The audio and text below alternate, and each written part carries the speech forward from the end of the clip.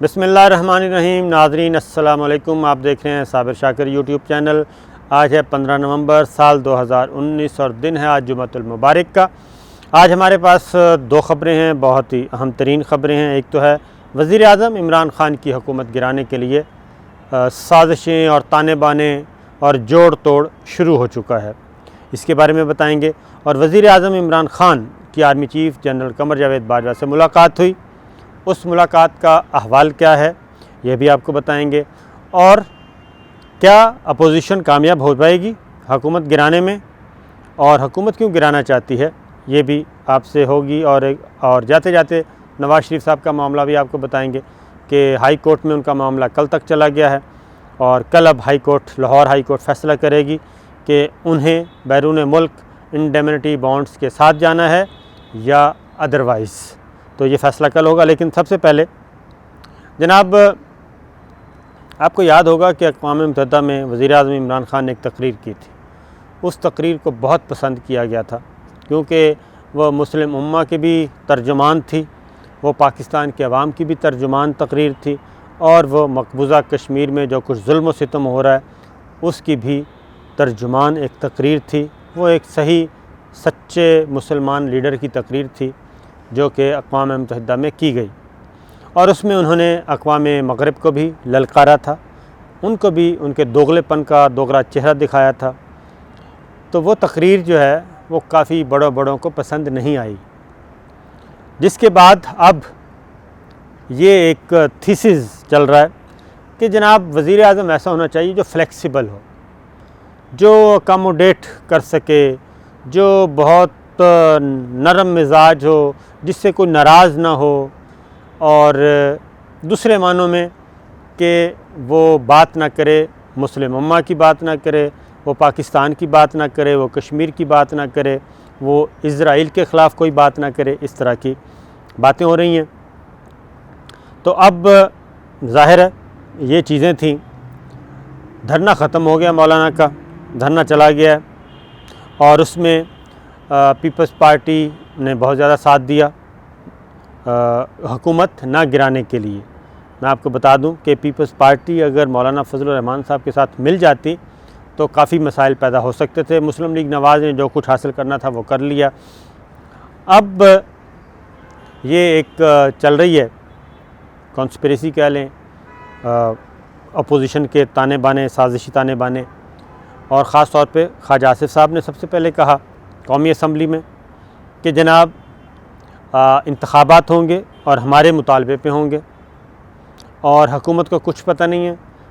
जो कुछ हो रहा है हमें ज़्यादा पता है, हुकूमत को नहीं पता, और सबसे कम इन्फॉर्म्ड हुकूमत होती है, और हुकूमत को उस वक्त पता चलता है जब छत जो उसके सर पे आके गिर पड़ती है। आज बिलावल भुट्टो ज़रदारी साहब मैदान में आए, उन्होंने भी यही बात की कि जनाब अगले साल, यानी कि जो जनवरी स्टार्ट हो रहा है उसकी तरफ इशारा था, अगले साल इमरान ख़ान वज़ीर आज़म नहीं होंगे और इंतखाबात होंगे, नए इंतखाबात होंगे। और उन्होंने ये भी एक कहा कि ये हम कबूल नहीं करेंगे कि एक सिलेक्टेड को हटा के दूसरा सिलेक्टेड ले आएँ। ये एक दूसरी बात थी। तो उन्होंने क्यों कहा, पहले ख्वाजा आसिफ साहब ने कहा, फिर इन्होंने कहा, फिर आपने एक तीसरी चौधरी परवेज़ इलाही साहब, पाकिस्तान मुस्लिम लीग काफ, वो भी काफ़ी नाराज़ नज़र आती है, थोड़ी उखड़े हैं। चौधरी शुजात साहब के आपने स्टेटमेंट सुने होंगे, पिछले 3-4 स्टेटमेंट, वो सारे वज़ीर आज़म इमरान ख़ान के रवैये से मुताल्लिक़ थे कि उनका रवैया सही नहीं है, नवाज़ शरीफ साहब को बाहर जाने दें और इस मौके पे इस तरह की सियासत ना करें, अपने लहजे में नरमी लेके आएँ और कोई ऐसा काम ना करें जो कल को लेने के देने पड़ जाएं, इस तरह की। और ख्वाजा आसिफ साहब ने फिर ये भी कहा कि इमरान ख़ान का कोई ऐसा मूड नहीं लग रहा कि वो लंबी इनिंग्स खेलना चाहते हैं। फिर काफ लीग चौधरी परवेज़ इलाही साहब ने फिर अरशद शरीफ साहब को इंटरव्यू दिया, तो उसमें भी उन्होंने काफ़ी मीनिंगफुल गुफ्तगू की, बामानी गुफ्तगू, मानी ख़ेज़ अंदाज में की। फिर जनाब आज MQM वो मैदान में उतरी और नई उनके अमीनुल हक साहब हैं, जो कि पॉलिसी बयान आप कह लें कौमी असम्बली में दिया गया कि जनाब हमारा मुतालबा है कि नवाज़ शरीफ साहब को फिल फौर गैर मशरूत तौर पे बाहर भेजा जाए इलाज के लिए, ये उनका था। अब हालांकि डॉक्टर फ़रोग़ नसीम तो ख़ुद MQM के हैं और MQM के डॉक्टर फ़रोग़ नसीम साहब ने तो ये सारा फार्मूला तय किया है इंडेमनिटी बॉन्ड वाला, वही सब कुछ। हेयरिंग भी उन्होंने की। प्राइम मिनिस्टर इमरान खान ने तो हेयरिंग नहीं की थी, वो तो जो फ़रोग़ नसीम साहब की ज़ैली कमेटी और नैब आपस में बैठ के जो उन्होंने तय किया वो कैबिनेट में आया और कैबिनेट ने उसको अप्रूव कर दिया। और उसके बाद कैबिनेट में ही MQM के वज़ीर भी थे और कैबिनेट में ही मुस्लिम लीग काफ के भी वज़ीर थे। वफाकी काबीना में जब ये सारी चीज़ें हो रही थी तो उस वक्त तो ऐसा कुछ नहीं किया गया, लेकिन वज़ीर आज़म इमरान खान साहब पे सारा ये मलबा डाला जा रहा है, नंबर 1। नंबर 2, ये जवाज़ पैदा किया जा रहा है आने वाले दिनों के लिए। अब सियासी जवाज़ तलाश किए जाएंगे और वो सियासी जवाज़ इत्तेहादी जमातें ही तलाश करेंगी। उसकी रीज़न ये है कि मुस्लिम लीग पाकिस्तान तहरीक इंसाफ की जो वज़ारत उज़्मा है, वज़ीर इमरान खान की वज़ारत उज़्मा, कौमी असम्बली में PTI को अक्सरियत हासिल नहीं है और उनको 9 वोट उनके पास हैं, 181 है और 172 वोट चाहिए होता है प्राइम मिनिस्टरशिप के लिए, मेजॉरिटी के लिए, तो उनको डाले गए हैं 181 वोट। अब उसमें 5 वोट हैं मुस्लिम लीग, पाकिस्तान मुस्लिम लीग काफ के, 7 वोट हैं मुत्तहिदा कौमी मूवमेंट के, यानी कि 12 वोट। अब दोनों जमातों के जो लीडर हैं वो अपनी एंगरनेस, अपनी नाराज़गी और अपने बदले बदले तेवर ज़ाहिर कर चुके हैं।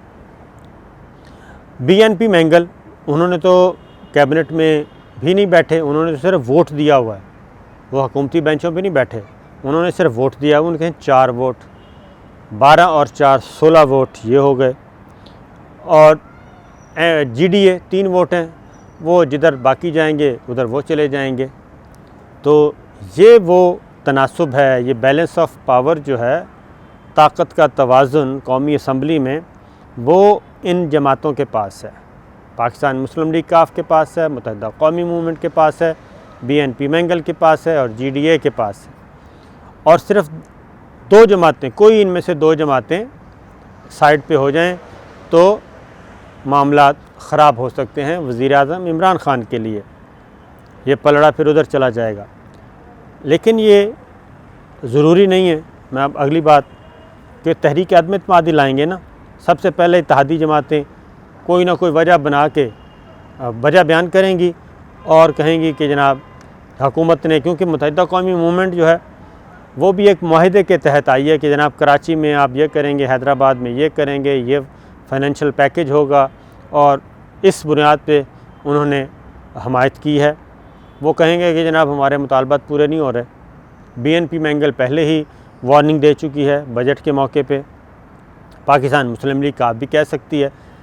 अब 2 ही सूरतें हैं कि या तो वज़ीर आज़म इमरान खान को इन इत्तेहादी जमातों को वफाकी काबीना में मज़ीद वज़ारतें देनी पड़ेंगी, मज़ीद वज़ीर बनाने पड़ेंगे, क्योंकि अगर MQM के बनाएँ, PMLQ के बनाएंगे तो MQM वाले भी आ जाएंगे मैदान में कि जनाब हमारी स्ट्रेंथ ज़्यादा है, हमारा भी बनाया जाए। जब वो बनाएंगे तो GDA वाले भी आ जाएंगे कि जनाब हमारा भी एक फिर वज़ीर और बना दें, और BNP मैंगल ज़ाहिर है वो भी मैदान में आएगी।